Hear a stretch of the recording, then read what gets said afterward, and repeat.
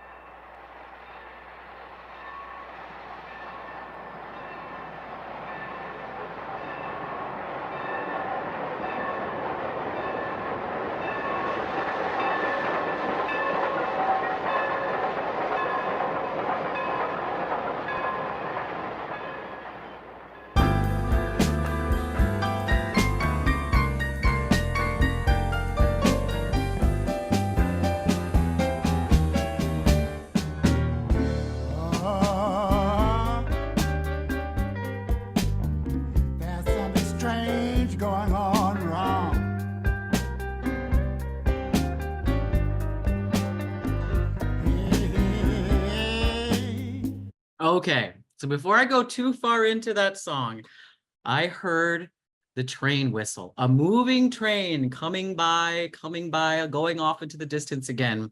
And this immediately connects us to the world of trains and railroad culture, which is deeply intertwined with the history of the blues.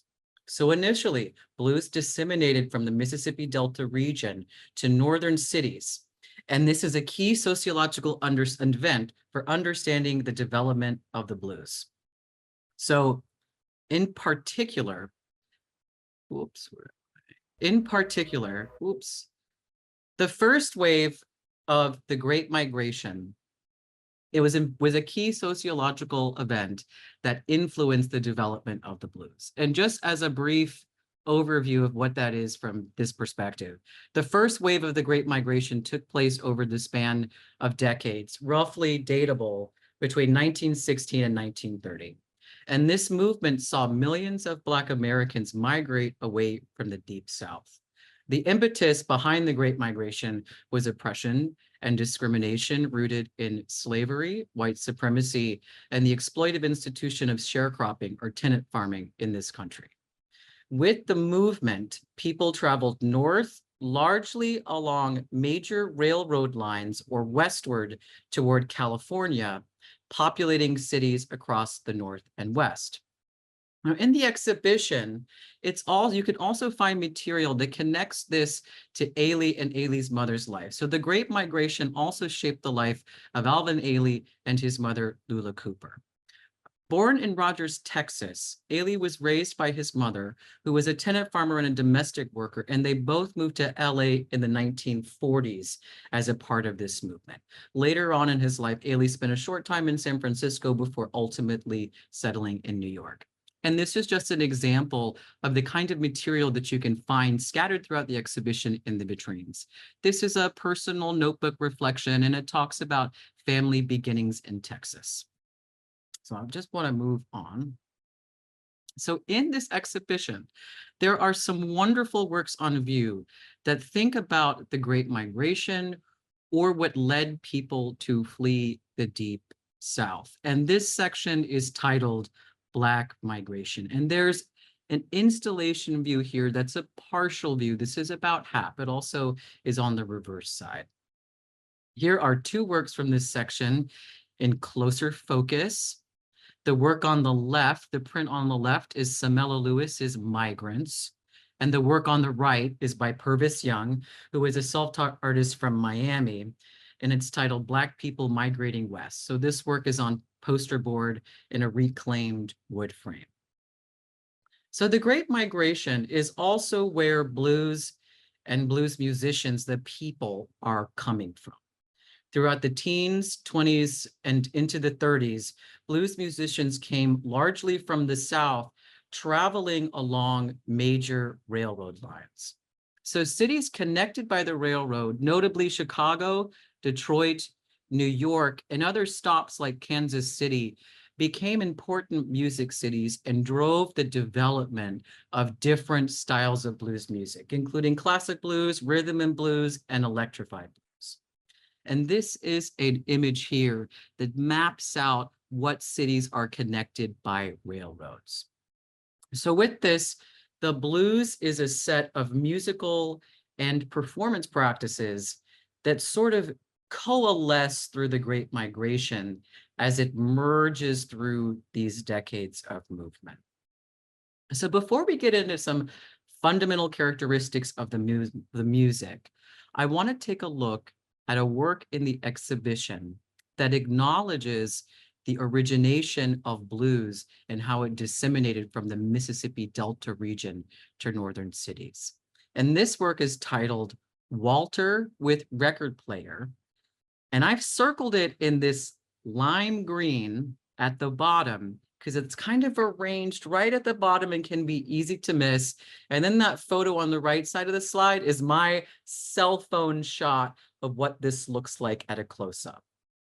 So before getting into some context of this, work is by Ralph Lemon, who is originally from the Midwest, and he works in choreography. He's an author, And he had spent more than 20 years visiting and traveling through the Mississippi Delta, where he has researched local histories, folkways, and everyday life in an experimental process that combines choreography, ethnography, visual art, lectures, and writing. So for this project with Walter with Record Player, it's a part of a larger collaboration with Walter Carter. So in 2002, he met Yazoo City local legend Walter Carter, who was a former sharecropper. And the two collaborated for years until Walter passed away in 2010. So here's the two of them together. Now, I'll let an interview explain the importance of this relationship for Lemon, and then I'm going to return back to the object that's on view in the installation. So here, Ralph Lemon was responding to a question that says, remind me again how you met Walter. I was doing some research in a little town in the Mississippi Delta called Benton at a juke joint called the Blue Front Cafe. And the owner, Jimmy Duck Holmes, asked if I wanted to meet the oldest man in Yazoo City, Mississippi, which is right next door to Benton. I was researching, so of course I said yes. The next day we drove to his house, picked Walter up, and brought him back to the Blue Front, where he and I sat for hours and just talked. Here is this close to 100-year-old Black man who had lived in the Delta all his life in this particular little town. He had witnessed everything I had romanticized that had ever happened in the South to Black people. A lot of beauty, hard work, and abominable racism. He witnessed a lynching when he was a little boy. The story goes that a Black man had been covertly dating a white woman. It was consensual and not a rape. So that's some context for the object in the bottom. So not only does this project acknowledge that the blues originated in the Mississippi Delta region and the history of that area, but Walter with Record Player is also situated within its own constellation of drawings that place this history within a broader context of popular music. So what the woman is looking at in this photo on the left are 41 ink and watercolored notebook on paper drawings. And the majority of them show either records or important influential musicians in the history of popular music, ranging from rhythm and blues to rap to rock and roll. And so I just kind of picked some selections. There's Jessie Mae Hemphill, who is a blues guitarist, Buddy Guy, a blues guitarist with his polka dot Stratocaster, Sly Stone, Etta James. And also there's a record there in the middle that's Elvis Presley's RCA release of In the Ghetto and Any Day Now. So by situating this video of Walter in this larger context of work, it also serves as an important reminder that blues music was and is the foundation for rock and roll. Figures like Elvis and bands like the Stones, who took their name from a Muddy Waters song and essentially began as a blues cover band, were deeply rooted and steeped in these musical traditions, which circulated across the ocean. But these connections, these roots of the blues, can often be overlooked or erased. So that's why I wanted to foreground it in the beginning before diving in to some general blues characteristics. So here is a list of some characteristics of this style of music. Now, these aren't all the characteristics. I'm not including the blues scale or blue notes, but these are fundamental elements of blues styles generally. So first, I want to just take a look at the first two: call and response and pitch bend.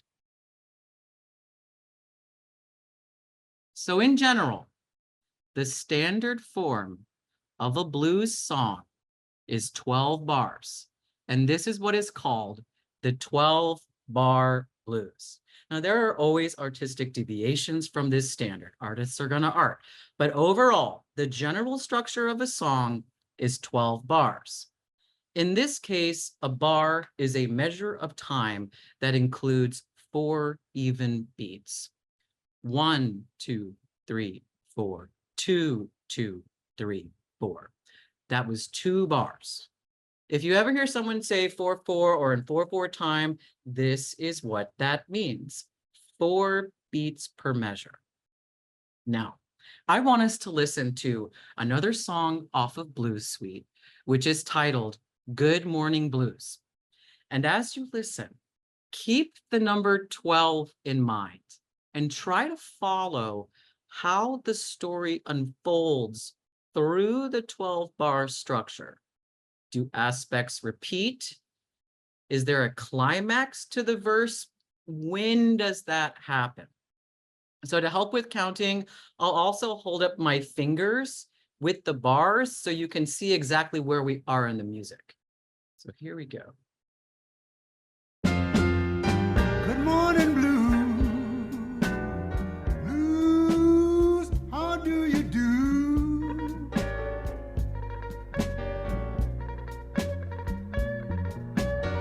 Good morning, blues. Blues, how do you do? Well, I'm doing all right. Blues, blues, how are you? When I laid down last night. Okay, so that was a set of 12. So hopefully as you were counting, the music remains enjoyable and easy to listen to. Understanding the structure just adds another layer of appreciation and allows for a deeper engagement with the form.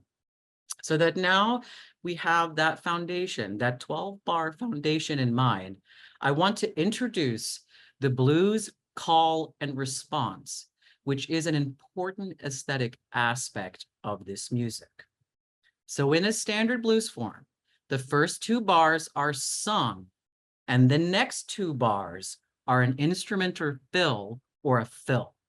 So this is a kind of call and response exchange where the vocalist delivers the call and a foregrounded instrument responds. So I'm going to play the exact same clip again and try to notice this exchange. Good morning, blues. Blues, how do you do?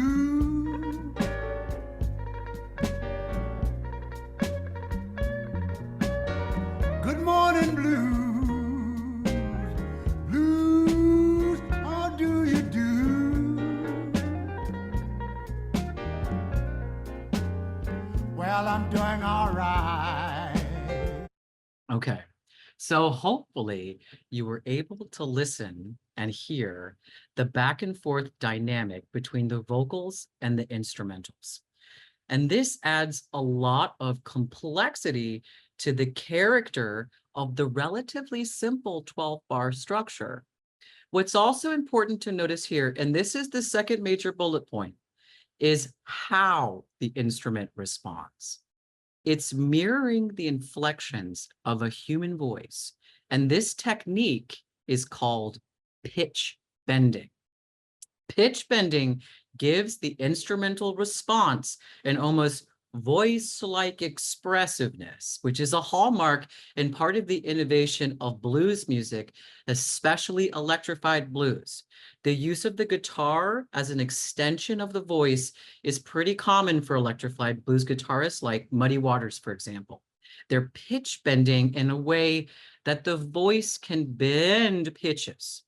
So I want to play the same clip one more time and try to not just listen to the call and response, but listen to how the guitar is responding. How is it trying to mimic the inflections of a voice? Good morning, blues. Blues, how do you do?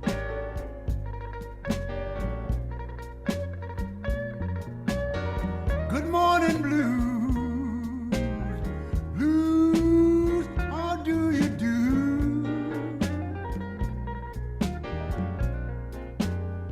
Well, I'm doing all right. Blues, blues, how are you?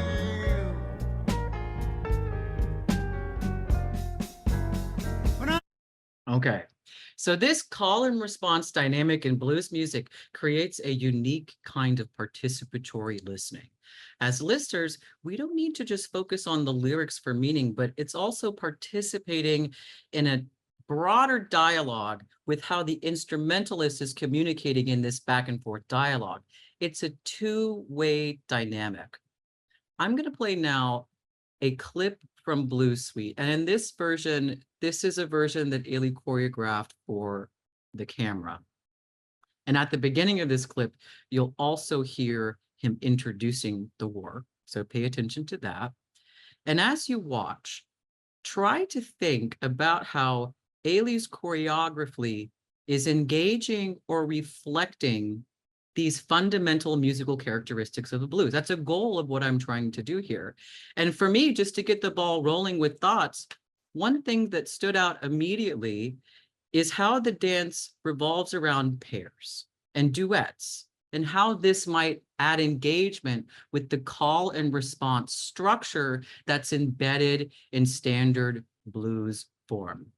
And I'm not sure if I can pull this up now, but maybe I could pull it up at the end. But if there's something you notice or you see something, feel free to just drop it in the chat, drop it in the comments, and maybe I'll figure out a way to open it either now or at the end. So I'm going to play this. Blues Suite was part of my company's first performance in 1958, and every new group of dancers leaves a special mark on it, but the essence stays the same. It's what I call a blood memories piece. It comes right out of my childhood in the Brazos Valley in Texas in the 1930s. I knew all these people, working people who struggled and laughed and made love. The setting is what we called a barrel house, a place where only black people went. And every room in the barrel house seemed to have its own story. Blues, how do you do?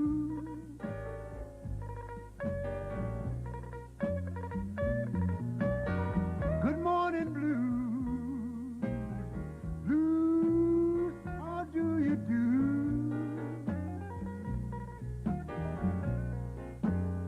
Well, I'm doing all right. Blues, blues, how are you?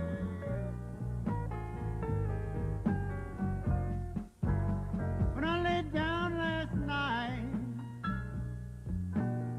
I was turning from side to side.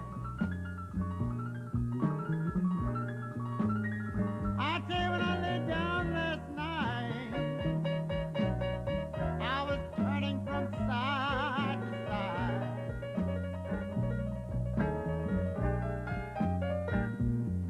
People, now don't you get me wrong. I wasn't sick, I was just dissatisfied.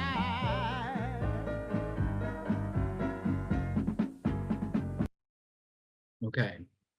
So with that foundation in mind, kind of undergirding some of the aspects of the choreography, I want to focus on something that Ailey said in the beginning of describing this work. And he was describing the setting as a barrel house. It's a late night, somewhat rowdy place, a den of iniquity perhaps. And this ambiance is closely tied to another key characteristic of blues music, which is its lyrical subversiveness. This isn't necessarily good Christian music. It's the blues. It is a genre that delves into themes like hardship, abandonment, lost love, death, hard drinking, prior engagements with the devil, and of course, sexual boasting.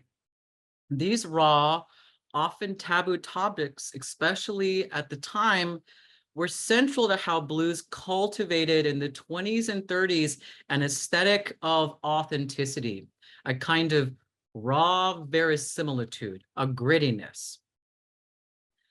And in the history and the context of modern dance, so Blues Suite is not only engaging and animating these characteristics of blues, but it's becoming inserted into modern dance context. So it's bringing this vernacular music tradition and all that's coming along with it into a very different context of modern dance, which is part of the radicality of this work.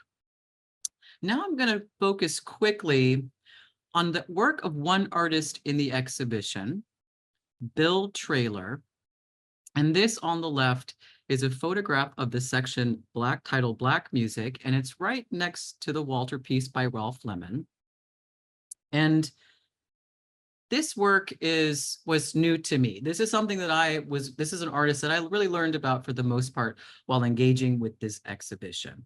And the work on view, you can kind of see it pointed out in this blue arrow here, but I've zoomed in on the right. It's titled Man in a Blue House.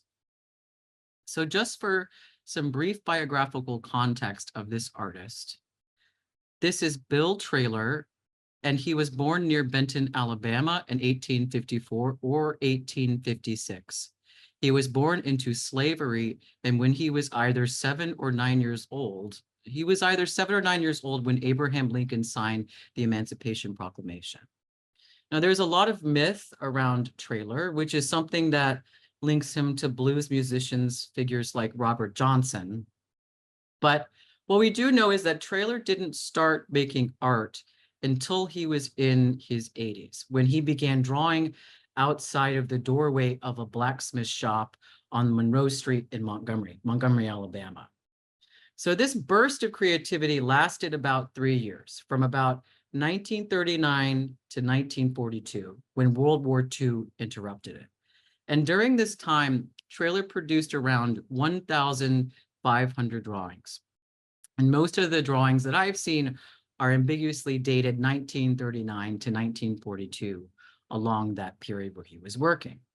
A little over 2 decades after Traylor's death, in the 70s and 80s, his work enjoyed a rediscovery of sorts. Exhibitions like Black Folk Art in America, 1930 to 1980, at the Corcoran Gallery in DC, helped to bring his work to the attention of a broader audience. So one of the questions that I had looking at this work was, why is this in the blues music section? So what I did to kind of prepare for this talk and to learn a little bit more about this object is I went to the museum archives and I looked at Traylor's artist file. Artists that show in the museum have their own artist file. And I quickly learned that the idea of blues is important to the reception history of Traylor's work, meaning that his works were often thought of as the visual counterpart to the blues. Some of these accounts, especially closer to the mid-century, are leaning into a sense of a romantic folk authenticity that, we should work against. But there are also connections to the blues, particularly in the subject matter. So Traylor's drawings, much like blues lyrics, are often depicting themes of hardship, labor, especially hard drinking, and survival. And they're also a portrait of the struggle and the range of emotions that go along with life. And this is a little difficult to ascertain, maybe by looking at just one photograph. So what we see here is a man in a blue house, kind of in a chair. But if you look at some other works, you can see this larger context. And so some of the lyrical themes of hardship, hard drinking, lost love, struggle, labor come into his work. So I've just curated a small selection from different catalogs of works that he's made. He often typically works with this blue color. And you can see some keggers, some people reaching for drinks. You can see plowing. This is a part of the aesthetic world that Traylor is building. So it does beg some questions. What are the relationships between blues music and this artist's work, if any? And I do think there are some connections about exploring lyrical themes of hardship. Also, you can see with that chair that's in Man in a Blue House, there's a couple motifs of chairs rocking backwards. So a lot of times we'll have a guy kind of in drink, leaning backwards in a chair. So it's a little easier to see what this artist is working with when you see a little bit more of a wide sample of his work. So the next and last general blues characteristic, and it may seem like one of the easier ones to grasp, but it's very powerful, is the vocal style of blues. Often blues vocalists feature raspy, throaty, and speech-like inflections. So I wanted to demonstrate this by looking at the work of an artist in this exhibition who is also a musician. And this is Lonnie Holley, who's also from Alabama, and he was born in 1950. So overall, Holley is an artist and performer whose decades-long career has encompassed drawing, painting, printmaking, sculpture, and music. He has a big career as a recording musician. His paintings and found object sculptures and environments are made of both natural and man-made elements. The densely constructed pieces he makes often reference current events, African-American history, and like his musical lyrics, are very personally reflective, or they refer to the history of slavery, his role in the church, or his philosophical notion of universal ecology. So the work that is on view in the exhibition is titled Sharing the Struggle, and it's paired with a work by Theaster Gates titled Majority Minority, which is to the left of these chairs here. Both of these works are a kind of index of the civil rights movement, and they both center around repurposed fire hoses. So during the civil rights movement, police forces, particularly in places like Birmingham, used fire hoses against protesters. So here's a better view of Sharing the Struggle here. So much of Holley's music is improvised and intensely autobiographical. His lyrics are inspired by recent experience as much from distant memories, and sometimes he'll pour them in a stream of consciousness style delivery. His vocal style is also a great example of blues vocal performance practice techniques, which features speech-like inflections and a throaty, rasping, singing effect. And sometimes they'll feature also growling and moaning. And I had to, trying to figure out an example to get this style of blues characteristics, I didn't want to pass up the opportunity of using the work of an artist in this exhibition who also is a blues musician. So he's got several albums, and some of them demonstrate a more traditional blues style, but I picked this song off of his most recent album, which is titled Oh Me, Oh My. And the song is Earth Will Be There, and this is a collaboration with More Mother. Now, this is a song that has traces of jazz, funk, and electronic music. There's also some indie currents in here. And the reason I picked this instead of a different song that's more obviously blues is to emphasize that there is power in the blues vocal style, and it can often match with really, really heightened aesthetic other musical genres. So it's still distinguishable here, even though there's a very different sound world backing it up. So I'm gonna play just a snippet of this song. Please, children, remember this. Who gonna catch you? Who gonna catch you? Who gonna catch you when you fall?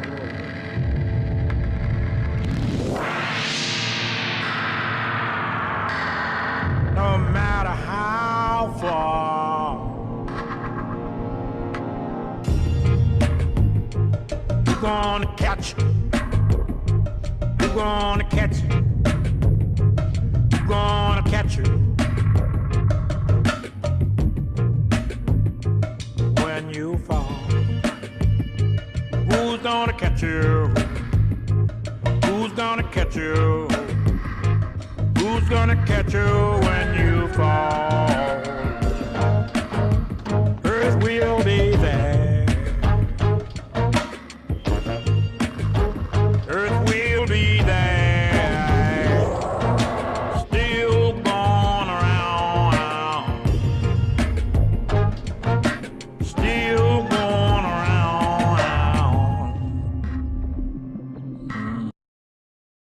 So just to overview, the general blues characteristics that we covered so far are that it disseminated from the Mississippi Delta region to northern cities, and the Great Migration was influential in that development.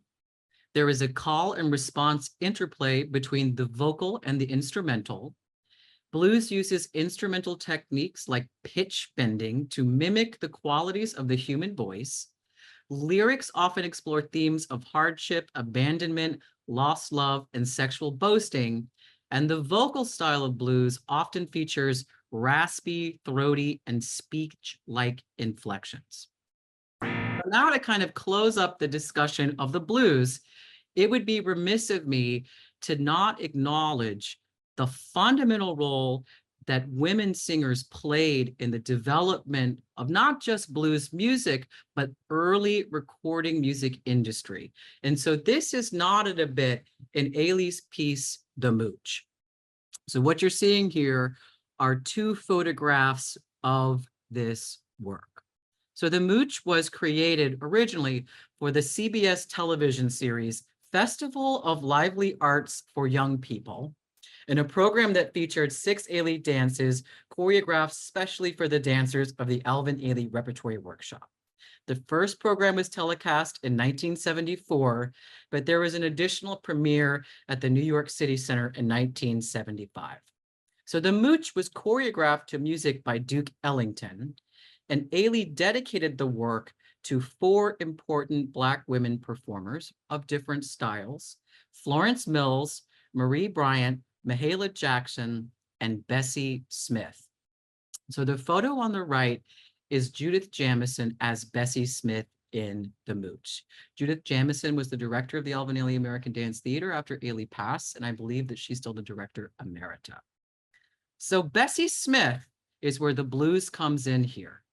She's often referred to as the Empress of the Blues and was one of the most prominent singers of the 1920s, if not celebrity figures in general. She was a proud bisexual woman, and her powerful voice and commanding presence captivated audience. This is what made her one of the most well-known artists of her time. She was signed by Columbia Records, and this signing helped to bring blues, particularly what became known as classic blues, into the mainstream. So the term classic blues refers to the earliest recorded blues from the 1920s. The rise of Bessie Smith and other women blues singers coincided with advancements in technology, recording technology, because major labels like Columbia Records began recording these singers and gave them a platform to reach wide audiences for the first time. So this recording boom also played a key role in standardizing the different blues styles. So classic blues specifically is a fusion of elements of like Northern Tin Pan Alley song, vaudeville style piano jazz, and some Delta blues and electrified blues elements. So something else that's important to these singers that the Mooch also touches upon is that Bessie Smith and other vocalists in this genre weren't just lauded for their instrumental vocal chops.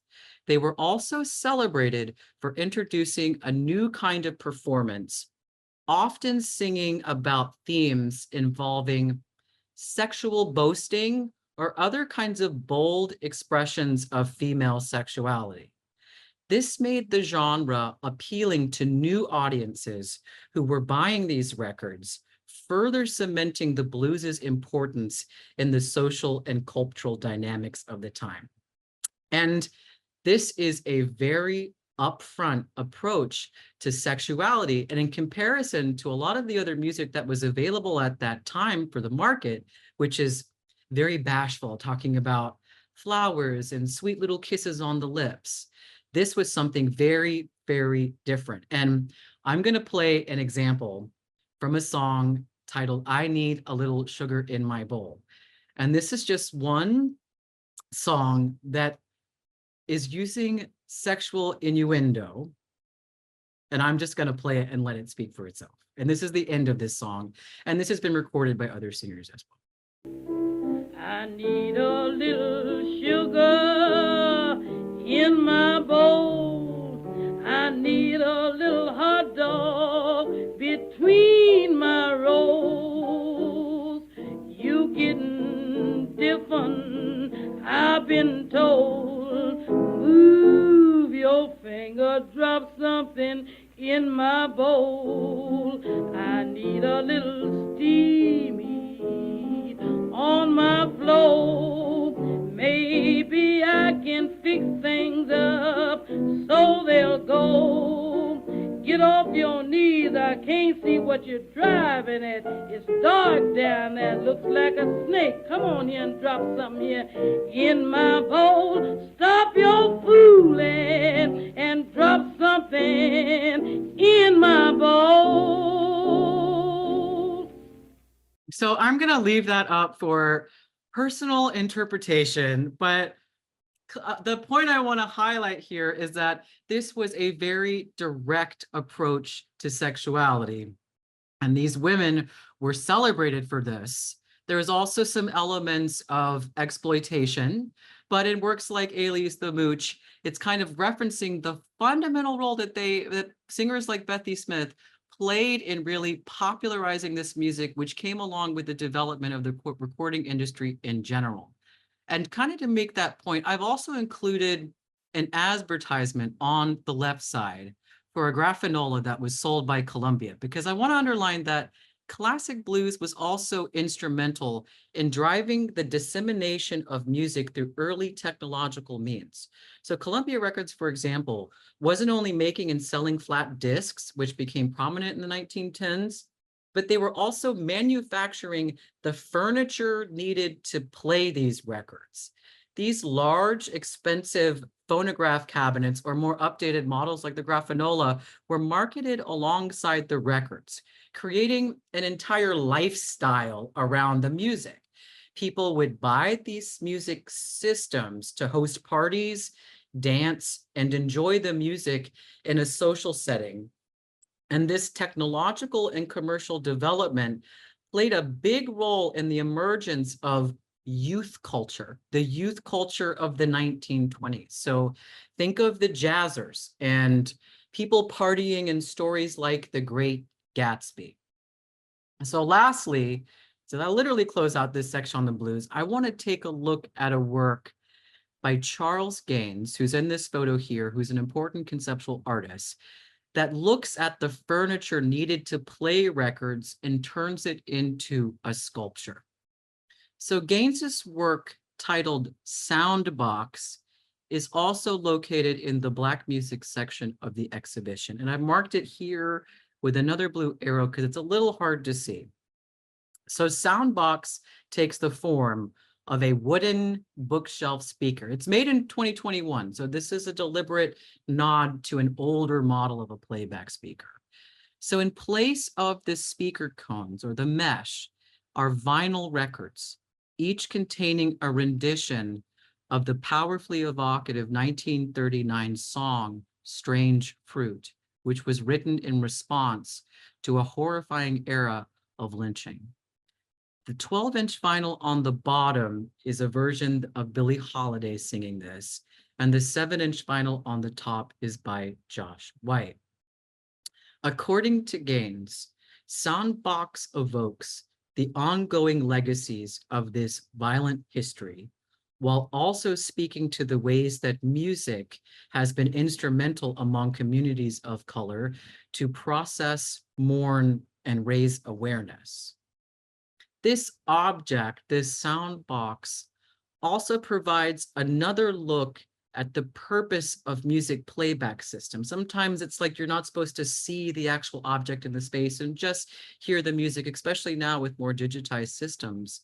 But in addition to bringing, a party atmosphere into the house, like it did with the jazzers, it can also be a place where people can reflect and unite in remembrance in a way that is together without necessarily being in the same public place at the same time.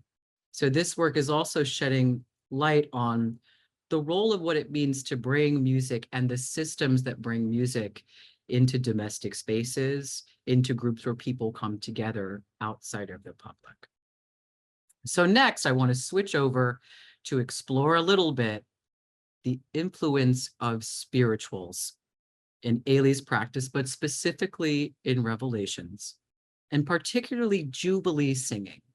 And my goal here is to not only provide some historical context for the reception of revelations, but also the rise in popularity of spirituals in the late 19th and the early 20th centuries.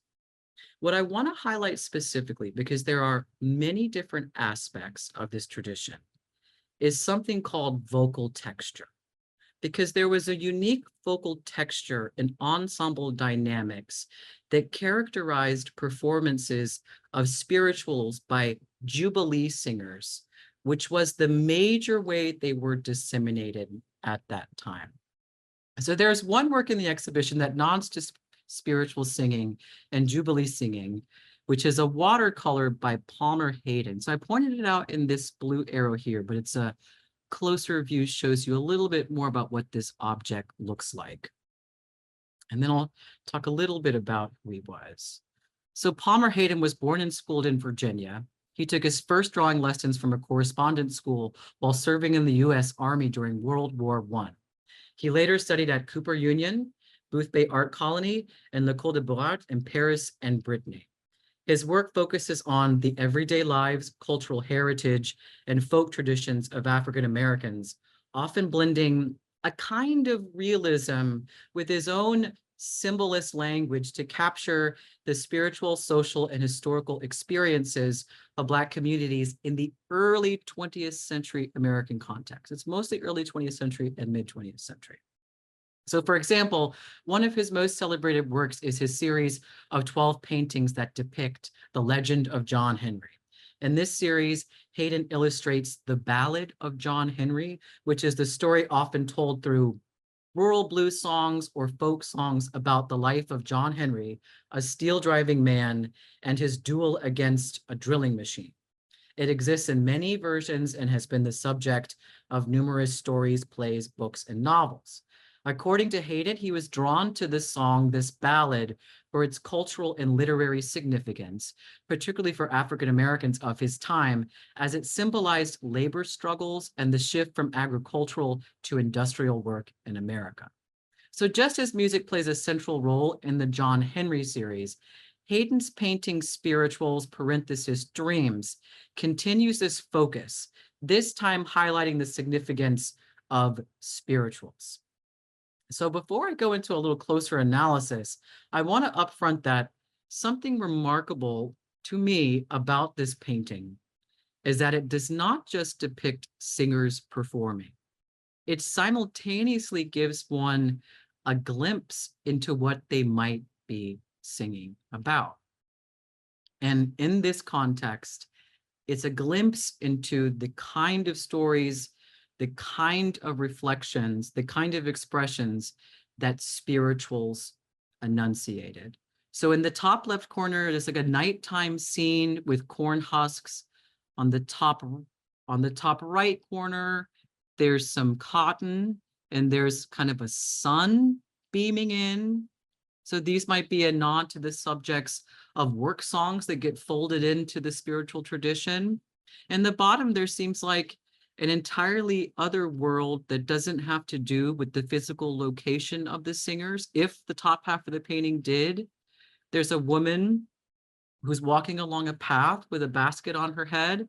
This could perhaps be in some place outside the US where head carrying is a tradition.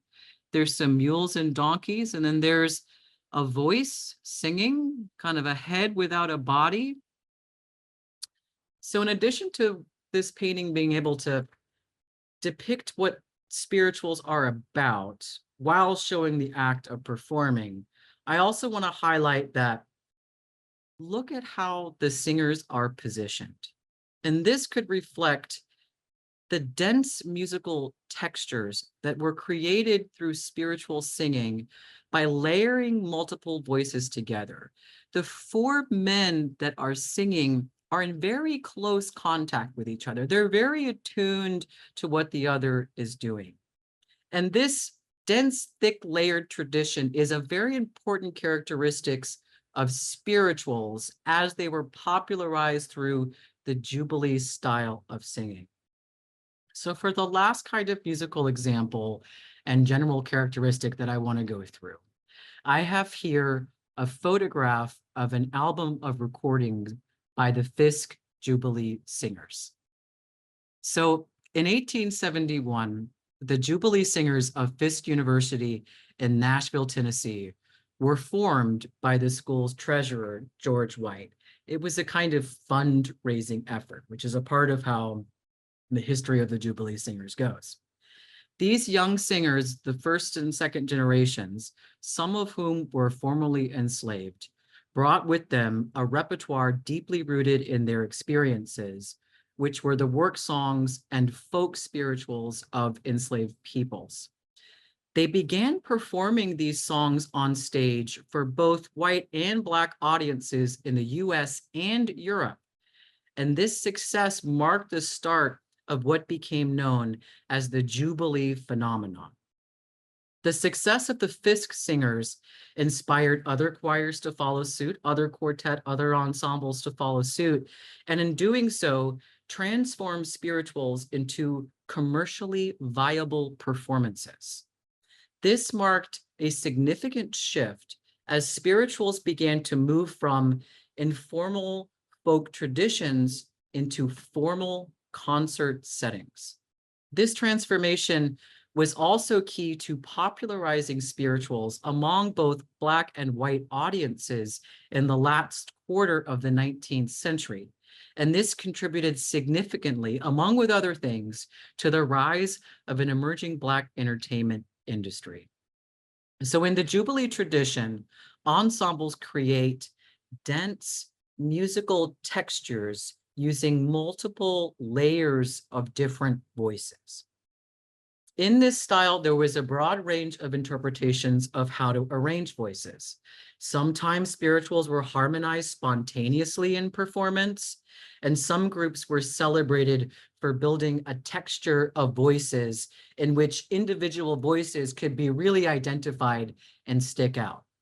The Fisk Singers, however, were celebrated for the opposite of this. They were renowned for a homogeneous sound ideal, a perfect blending of voices.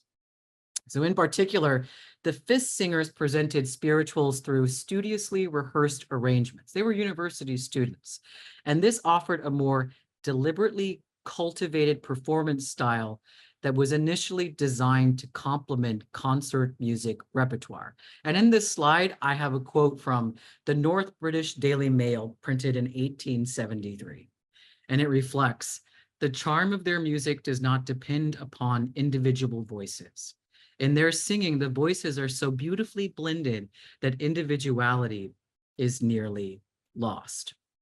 So now I'm going to play a clip of the Fisk Singers singing "I've Been Buked," which is also in the first scene of Ailey's Revelation. So as I play this, I would like everyone to think and listen about how that first soloist merges into a thicker texture of voices that is blended in almost perfect harmony. It's a unison. The individuality of the first singer is couched in this harmonization process.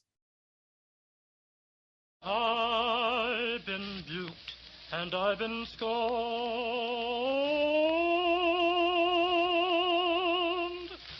I've been buked and I've been scorned, children.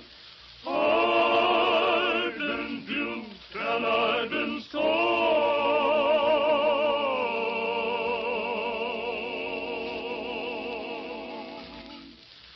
I've been talked about, sold you for, but I ain't gonna lay my religion down. I ain't gonna lay my religion down, children.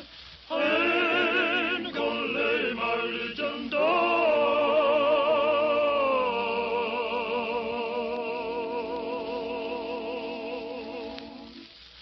Till Jesus calls me for my crown.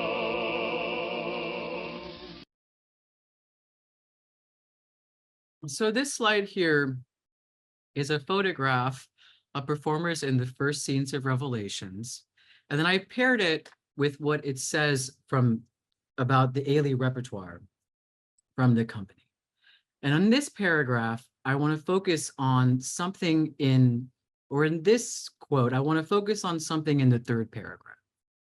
So I'm quoting from the company now. Mr. Ailey said that one of America's richest treasures was the African-American cultural heritage, sometimes sorrowful, sometimes jubilant, but always hopeful.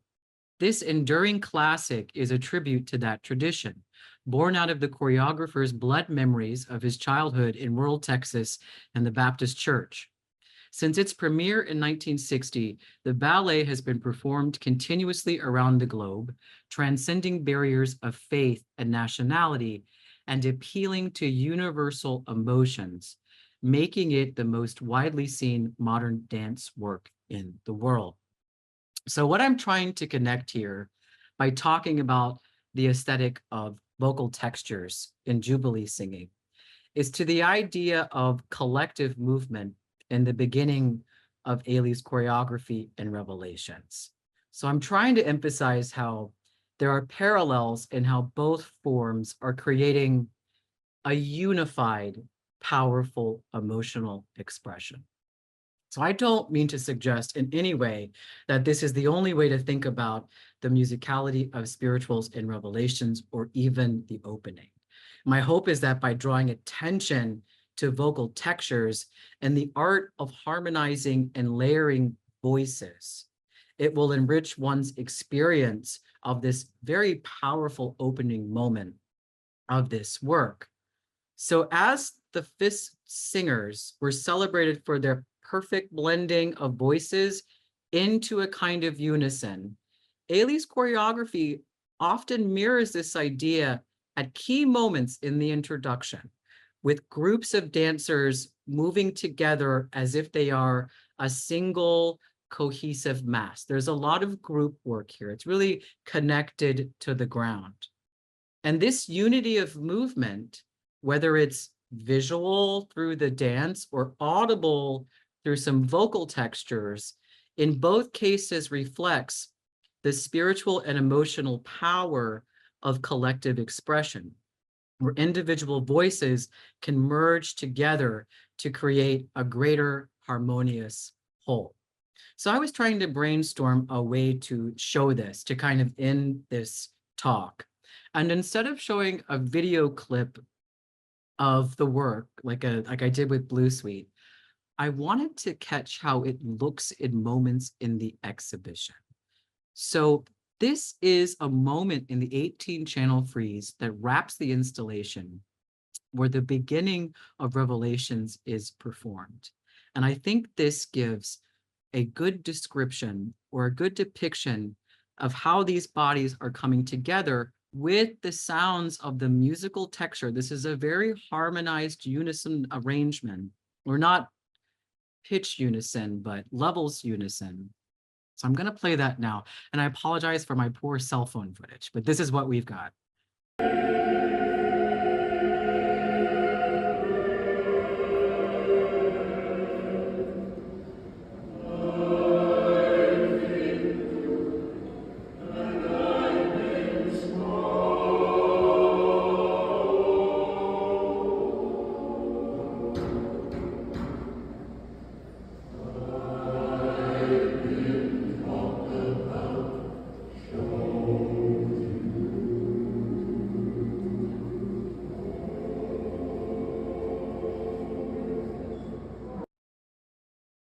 So I guess just to close, one thing that I did appreciate when I uploaded this footage from my cell phone that I didn't notice when I was in the space, and I think this also helps illustrate some of the curatorial logic or the framework of what's going on.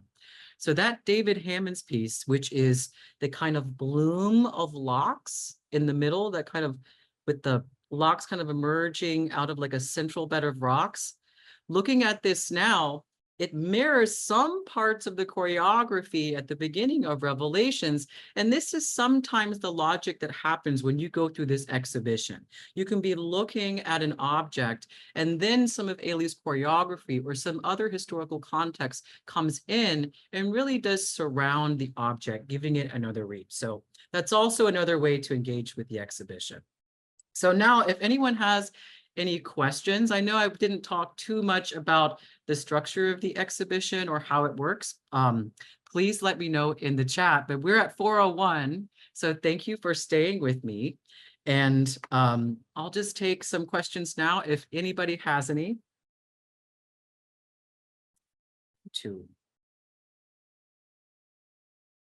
And if not, thank you for spending time with me today. And hopefully some of the musical aspects helped enrich your engagement with not just the choreography, but some of the works that are in the exhibition.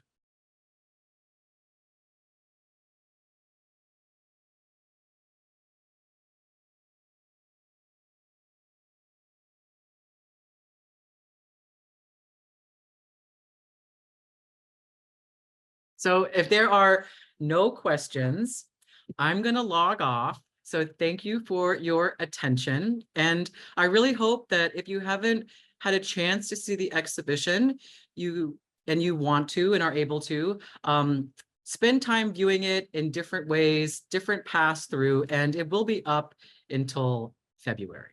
Thank you very much, and have a great rest of your afternoon or morning or evening, wherever you are.